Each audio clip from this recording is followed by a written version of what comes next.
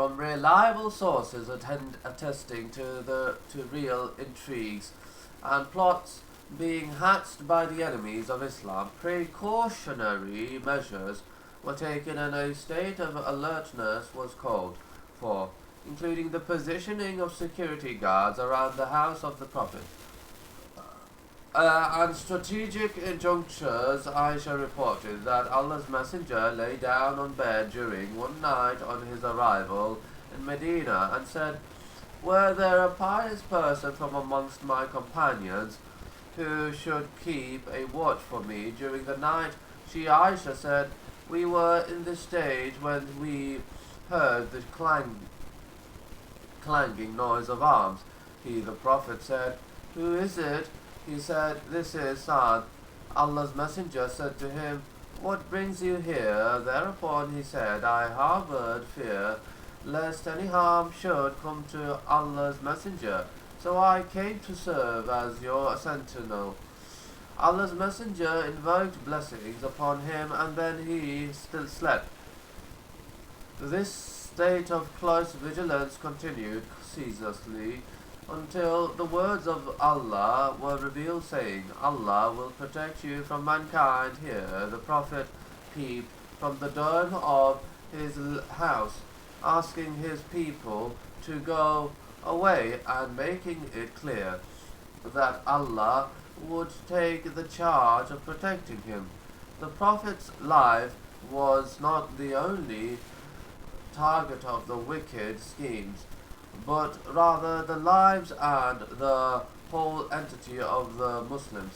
When the Madanis provided the Prophet and his companions with safe refuge, the desert Bedouins began to look at them, all in the same perspective, and outlawed all the Muslims. At this precarious juncture, with Quraysh intent on pursuing their aggressive and devilish plans, Allah the All-High gave the Muslims the permission to take arms against the disbelievers. Permission to fight is given to those believers against those disbelievers who are fighting them, and because they believers have been wronged. And surely Allah is able to give them believers victory. This verse was revealed in a larger context of divine instructions to eradicate all aspects of falsehood and hold in honor the symbols of rights of Allah. Those Muslim rulers who, if we give them power in the land, they order for Iqamat as-Salat, to perform Salat prayer, the 5 compulsory congregational prayers, the males in mosque to pay the Zakat obligatory charity, and they enjoin al-Ma'ruf, Islamic monotheism, and all that Islam orders one to do, and forbid al-Munkar, disbelief, polytheism, and all that Islam has forbidden. They make the Quran as the law of their country in all the spheres of life.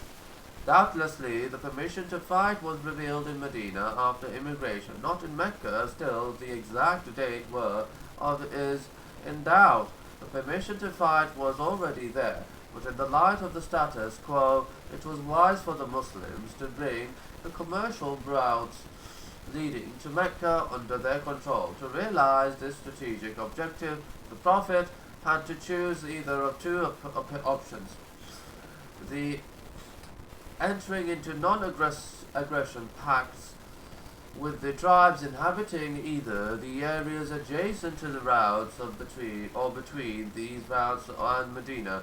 With respect to this course of action, the Prophet had already signed, together with the Jews and other neighboring tribes, the aforementioned pact of cooperation and good neighborliness, dispatching successive armed missions for harassment along the strategic commercial routes, pre-Badr missions and invasions. With a view to implementing these plans, the Muslims commenced real military activities, which at first took the form of reconnaissance patrols delegated to explore the geopolitical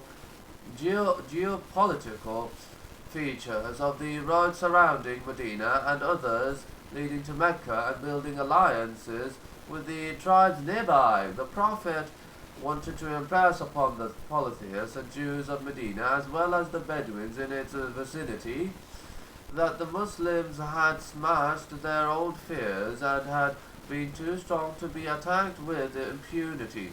He also wanted to display the power of his followers in order to deter Quraysh from committing any military folly against him, which might jeopardize their economic life and means of living, and to stop them from persecuting the helpless Muslims detained in Mecca. Consequently, he would avail himself of this opportunity and resume his job of propagating the divine call freely. The following is a resume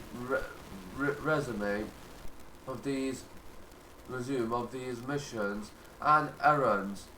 Safe platoon sent in Ramadan 1 AH 623 AD led by Hamza, and comprising 30 immigrants with a definite task of intercepting a caravan belonging to Quraysh.